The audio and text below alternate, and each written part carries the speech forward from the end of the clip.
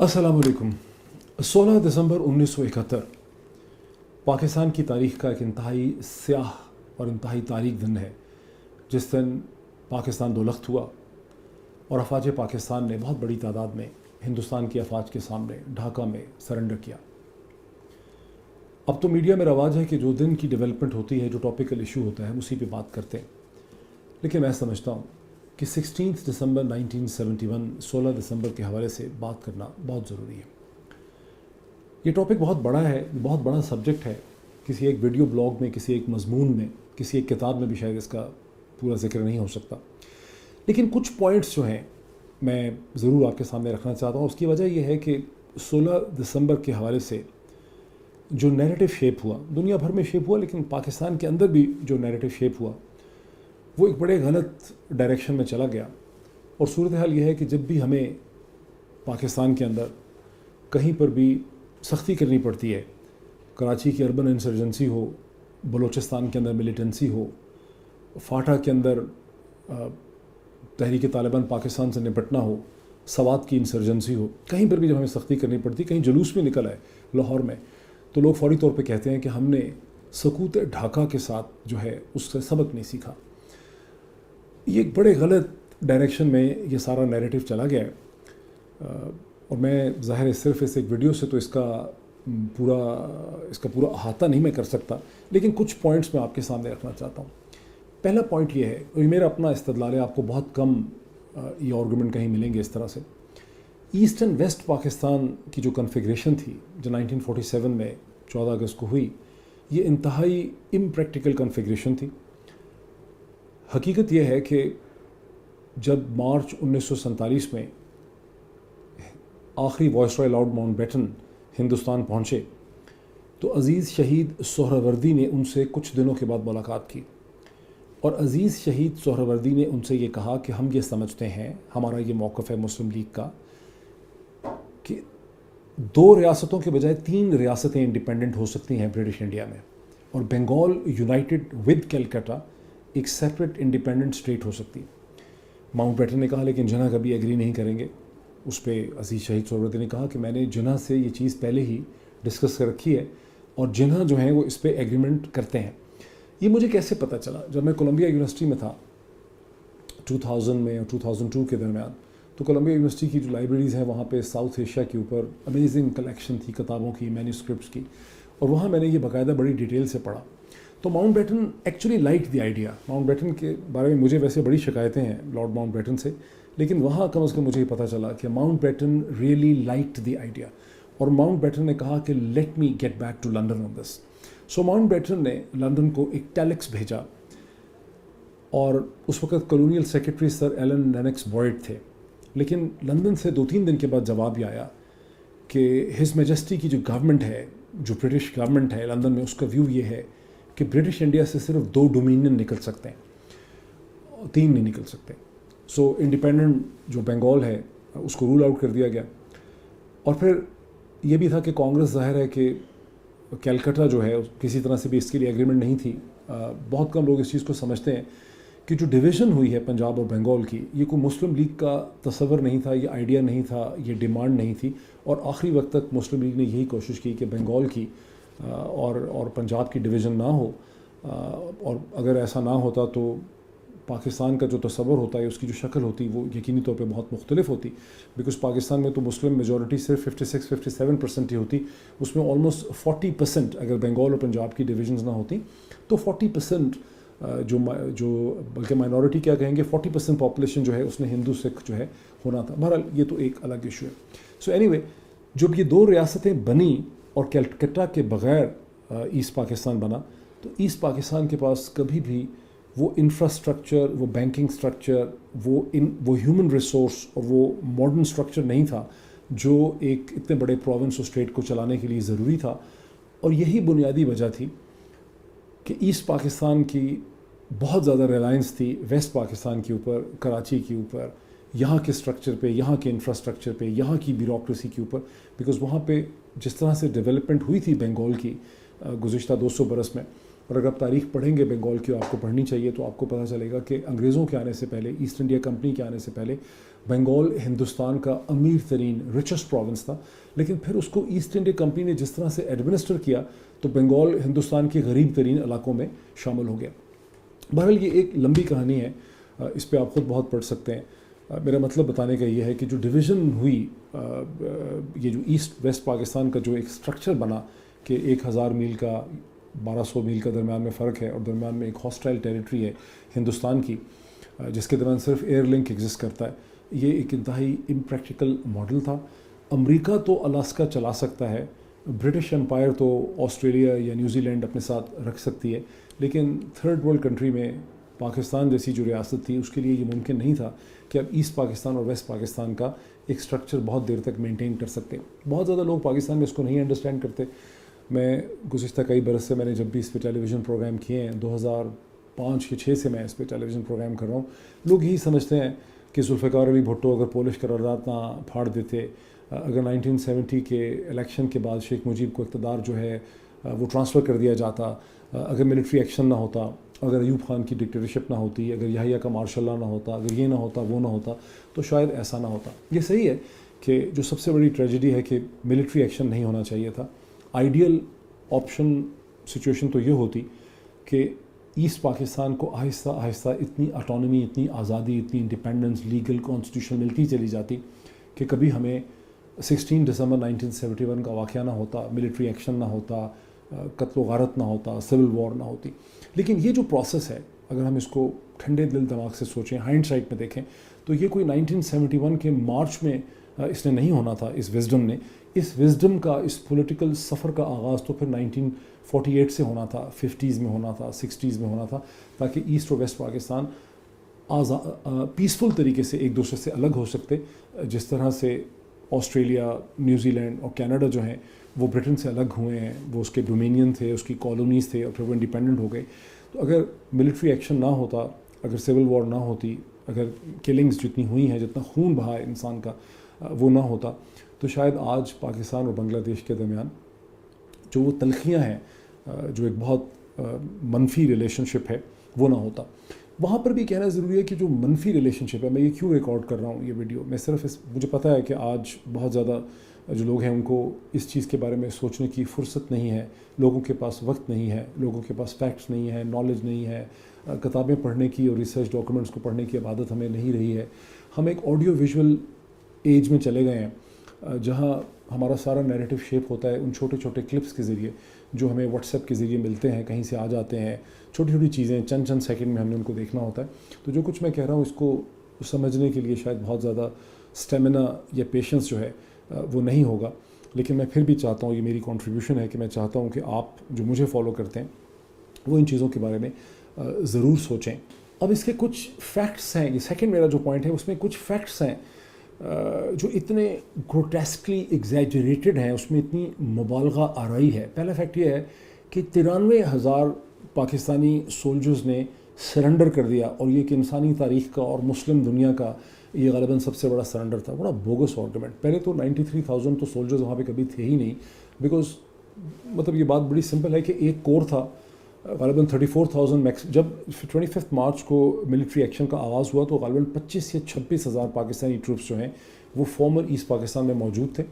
چونکہ year link نہیں تھا، چونکہ ہندوستان نے گنگا جہاز کا واقعہ جو ہائی جیکنگ کا ہوا اس کے بعد سے ایئر کوریڈور کو بند کر دیا تھا، تو جو ویسٹ پاکستان کے لیے سولجرز انکریز کرنا، وہاں پر سولجر بھیجنا جو ہے وہ انتہائی مشکل کام تھا۔ سولجرز بہت لمبے راستے سے آتے تھے، یہ سی سائڈ سے آتے تھے۔ سو جو ری انفورسمنٹس دی بھی گئیں اس کے نتیجے میں جو میکسیمم ٹروپس تھے، جو کامبیٹ ٹروپس تھے، وہ غالباً 34,000 تھے، اور جو سپورٹنگ آرمز اور سپورٹنگ نان کامبیٹنٹ ٹروپس تھے وہ ملا کے غالباً 45,000 یہ ٹروپس بنتے ہیں۔ جو جنگ و جدل ہوا، جو جنگ ہوئی، جو سول وار ہوئی، اس کے نتیجے میں اندازاً 7 سے 8,000 پاکستانی سولجرز جو ہیں وہ شہید ہوئے۔ سو آپ ایٹ دی اینڈ دیکھیں کہ ایٹ دی اینڈ جو پاکستانی ایکچوئل ٹروپس ہیں اور انہوں نے جو سرنڈر کیا وہ غالباً جو ریگولر کامبیٹ ٹروپس تھے وہ 30,000 یا اس کے قریب تھے۔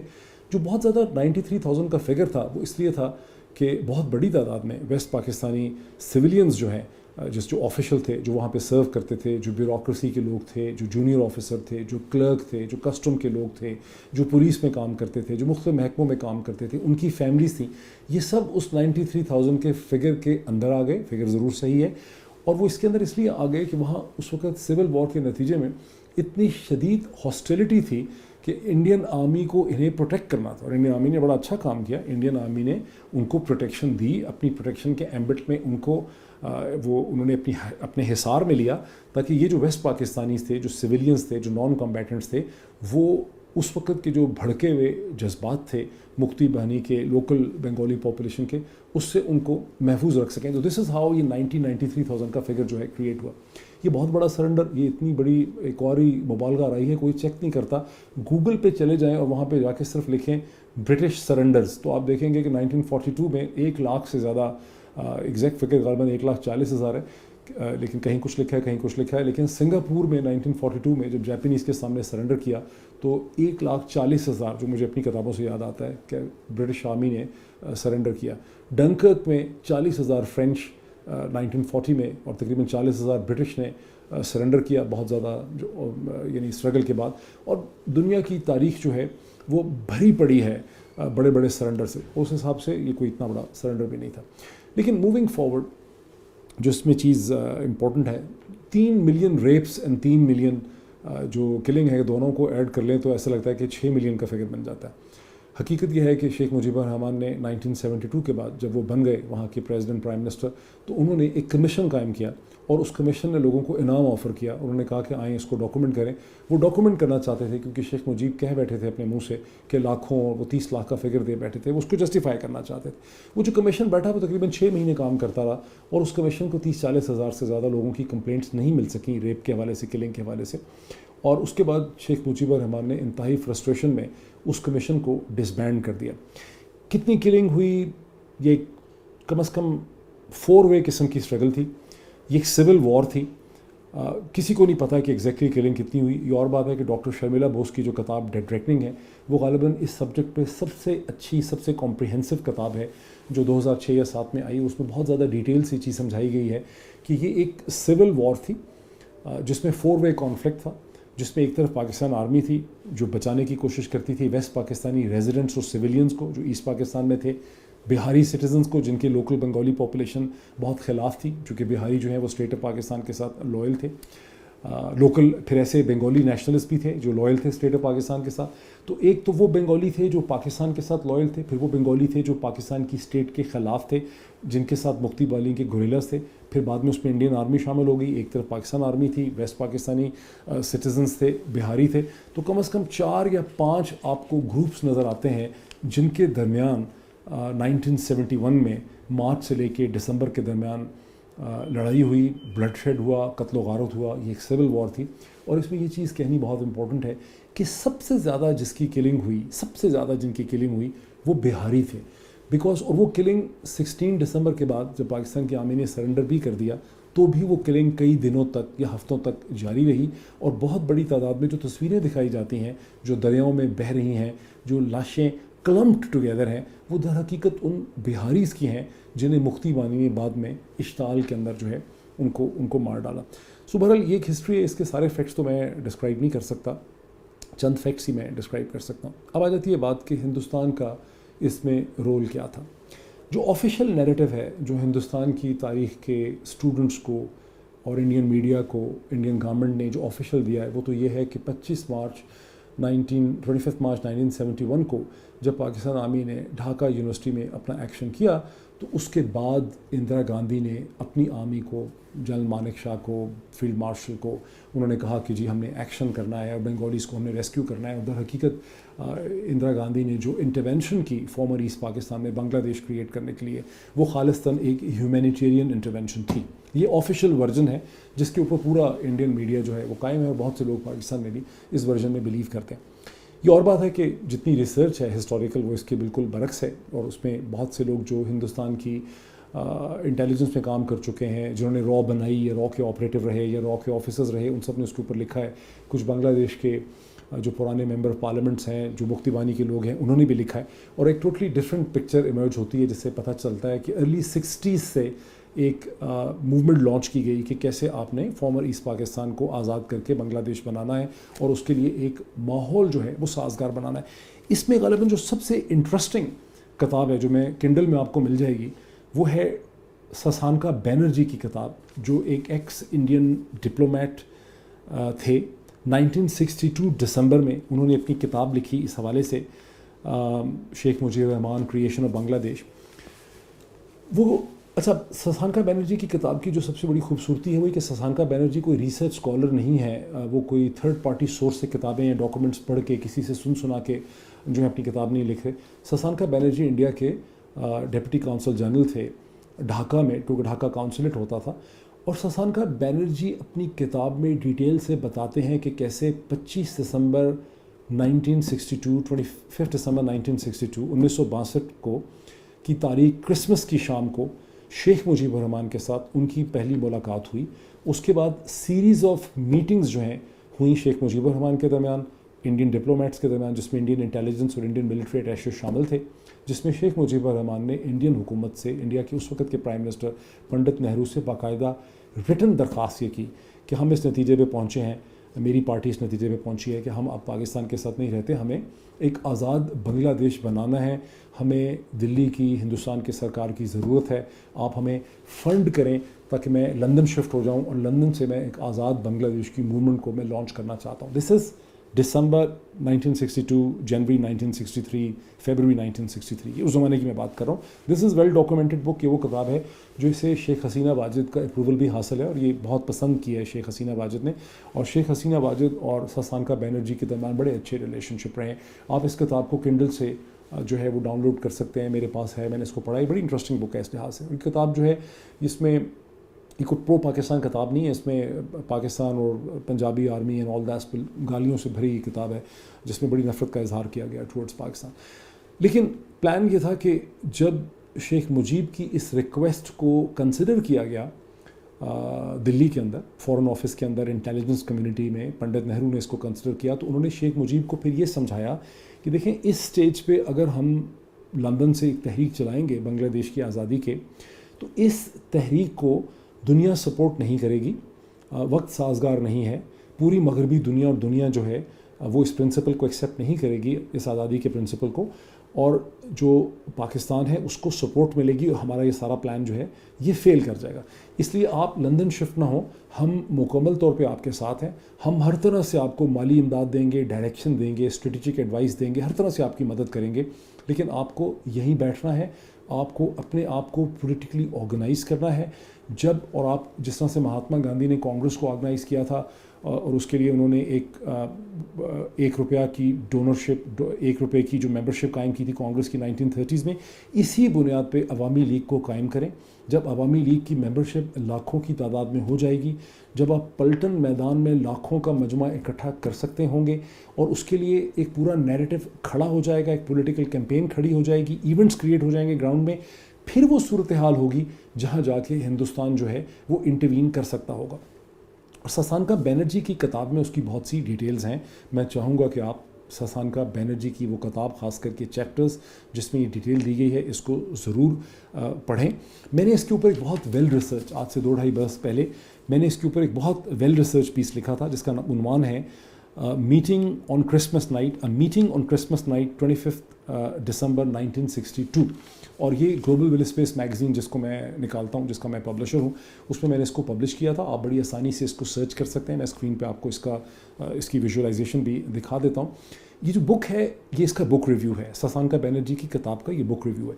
لیکن اس کے اندر میں نے ایڈیشنل ریسرچ بھی بہت سی کی ہے جس میں نے یہ سمجھایا ہے کہ کیسے بنگلہ دیش کریٹ کرنے کے لیے, آزادی کی تڑپ پیدا کرنے کے لیے, پاکستان سے شدید نفرت پیدا کرنے کے لیے ایک بہت massive well invested campaign, strategic campaign کو لانچ کیا گیا 1963 آنورڈز, جس کا مقصد یہ تھا کہ آپ ایک ایسا احساس پیدا کریں جو بھی ویسٹ پاکستان کی ایڈمنسٹریشن, بیوروکریسی, فوج, اسٹیبلشمنٹ جو زیادتیاں کر رہی تھی, اس کو اس طرح سے آپ نے آرکیسٹریٹ کرنا تھا، اس کو اس طرح سے نمایاں کرنا تھا، اس طرح سے سامنے لے کے آنا تھا تاکہ بنگالی عوام کے اندر شدید نفرت پیدا ہو سکے، ان کے اندر جذبات ابھارے جا سکیں، اور پھر ایونٹس کیے گراؤنڈ پہ کیے جائیں، وائلنس کریٹ کی جائے. اور آپ دیکھتے ہیں کہ 1969 کے بعد وائلنس میں بہت زیادہ اضافہ ہو گیا، اور 1970 اور 71 میں تو صورتحال یہ تھی، اتنی وائلنس بڑھ چکی بھی تھی against the loyal Bengalis, against west Pakistani citizens, against the Biharis, کہ پاکستان کی فوج کے لیے الٹیمیٹلی اس ایکشن کو کرنا ہی پڑا. پاکستانی فوج کے جو ملٹری ایکشن تھا، میں یہ سمجھتا ہوں، یہ میرا استدلال ہے کہ در حقیقت this is what the Indian strategic thinking was, کہ ایک ایسی اسٹیج آئے گی جہاں پاکستان کی فوج جو ہے بھپر جائے گی، آؤٹ آف کنٹرول صورتحال ہو جائے گی. صورتحال کو out of the control stage پہ لے جانا تھا جہاں پاکستان کی فوج جو ہے وہ فارمر ایسٹ پاکستان کے اندر ایک ملٹری ایکشن کرتی. کیونکہ یہ بات بڑی کلیئر تھی، اگر آپ نقشے پہ دیکھیں کہ فارمر ایسٹ پاکستان کی تین طرف جو ہے وہ انڈیا ہے، نارتھ میں بھی انڈیا ہے، ویسٹ میں بھی انڈیا ہے، ایسٹ میں بھی انڈیا ہے، صرف ایک کوریڈور نیچے بے آف بنگال سمندر کی طرف ایگزسٹ کرتا تھا. تو جب وہاں پہ یہ صورتحال پیدا ہونی تھی سول وار کی، تو پھر اور ملٹری ایکشن کا کبھی کوئی نتیجہ نہیں نکل سکتا تھا. ملٹری ایکشن کا تو تب نتیجہ نکلتا اگر دنیا آ کے کھڑی ہو جاتی، اور ظاہر ہے اس کے لیے اندرا گاندھی نے بڑی محنت کی. بٹوین مارچ 1971 سے لے کے نومبر 71 تک، جب تک وار فائنلی چھڑی، اندرا گاندھی نے پوری دنیا کے کیپٹلز میں جا کے ایک پورا ماحول جنریٹ کیا، اور انہوں نے ایک نیریٹو شیپ کیا، اور اس نیریٹو کے اندر انڈین ملٹری ایکشن جو تھا وہ کرنا بڑا آسان تھا، بڑا کنڈیوسو تھا. سو وہاں پہ ملٹری ڈیفینس کرنا جو ہے وہ میں سمجھتا ہوں کہ تقریباً ناممکن تھا، کیونکہ بہت زیادہ جو پاکستانی آرمی آفیسرز ہیں اور جو بہت سے لکھنے والے ہمارے ہیں، بہت سے کالمنسٹ ہیں جو لوگ لکھتے ہیں، وہ شاید اس سے ایگری نہیں کرتے. بٹ میرا یہ اپنا ویو اور میرا اپنا انالیسس ہے، آپ اس میں مزید جو ہے وہ ریسرچ کر سکتے ہیں. سو بیسکلی انڈیا کا رول تھا، انڈیا نے اس کو پکایا، اس کو لے کر چلے گئے، اس کو ایک ڈائریکشن میں لے کے چلے گئے. اب اس کی اہمیت کیا ہے؟ دیکھیں، اس کی اہمیت یہ ہے کہ ہمیں اس چیز کو، جو موجودہ صورتحال ہے پاکستان میں، جب ہم کبھی دیکھتے ہیں کہ بلوچستان میں انسرجنسی کی صورتحال ہو جاتی ہے، کراچی میں ہم نے اربن سول وار دیکھی، فاٹا کی صورتحال دیکھی، سوات کی صورتحال دیکھی، ابھی ہم پی ٹی ایم کی صورتحال دیکھتے ہیں. سو ہمیں بڑا کلیئر ہونا چاہیے کہ کیسے انٹیلیجنس ڈریون آپریشنز کے ذریعے آپ ایک ایسا ماحول کریٹ کر سکتے ہیں، ایک ایسا ماحول آپ بنا سکتے ہیں جس کے اندر لارجر اسٹریٹجک آبجیکٹیوز کو اچیو کیا جا سکتا ہے. اگر میں نے آپ کی جو انڈرسٹینڈنگ ہے اس ایشو، اس میں کوئی اضافہ کیا ہے تو I am so glad. Thank you so much.